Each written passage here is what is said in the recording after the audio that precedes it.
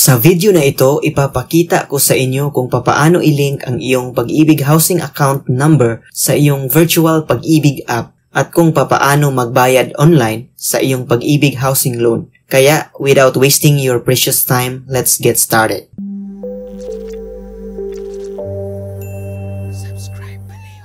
Number 1. How to link Pag-ibig Housing account number. Una, pumunta sa Google or Apple App Store at i-search natin Virtual Pag-ibig.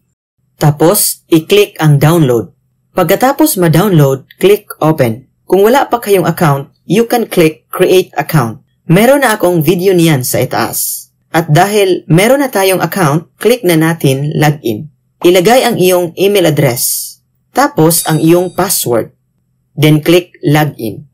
Now, andito na tayo sa ating account section. Makikita mo dito ang mga account details gaya ng full name at Pag-ibig mid number. Now, to link, punta tayo sa main tab sa ilalim. Makikita mo dito ang different products and services sa Pag-ibig. Now, i-click ang housing loan icon para ma-open ito.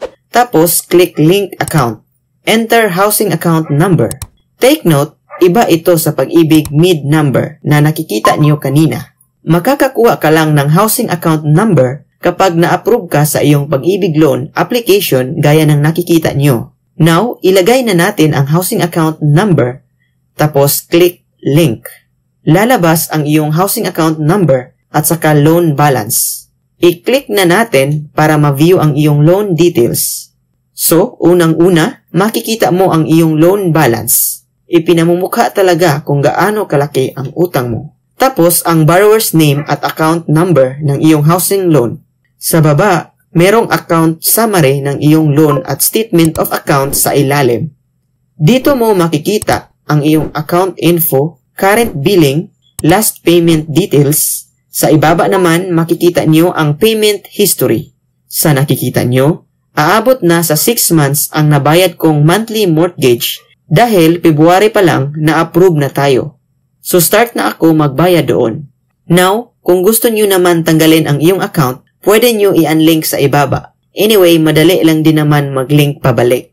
Number 2. How to pay Pag-ibig housing loan. So now, tapos na tayo mag-link ng Pag-ibig housing account number. Ngayon naman, paano magbayad ng iyong housing loan online sa Pag-ibig virtual app pa rin. Magtungo sa main tab, tapos i-click ang online payments. You will be redirected to their website's payment online facility dahil wala pa ito sa app nila. So, click na natin continue. Bago mag-proceed, tap muna natin ang data privacy checkbox para makapag-continue. Tapos, click housing loan. Now, makikita nyo ang mga payments channel.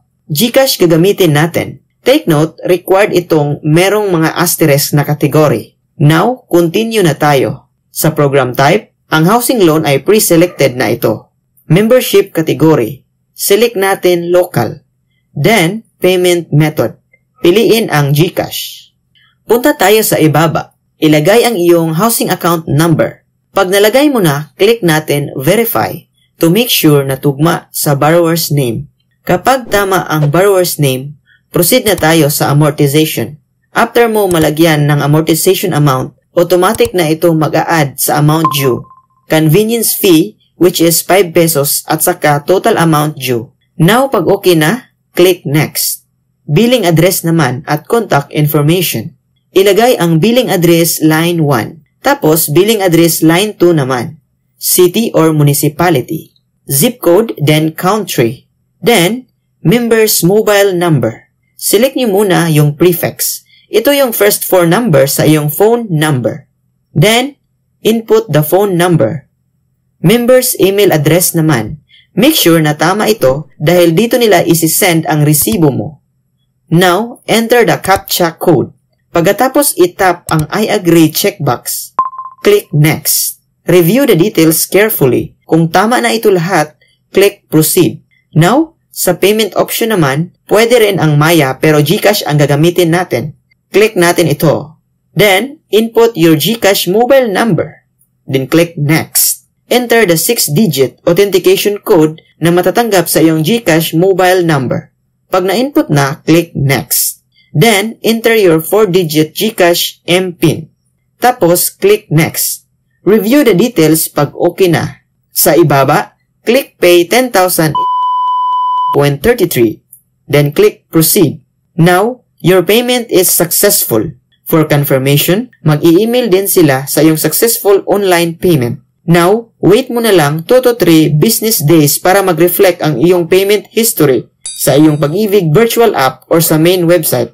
As for my experience, hindi siya 2 to 3 days. Usually, aabot siya ng 5 days. Pero meron din naman 2 to 3 days talaga. Depende na siguro sa dami ng nagbabayad online. Now, maraming salamat sa panunood. Don't forget to like and subscribe kung nakatulong ang video na ito sa inyo. And I'll see you guys on the next video.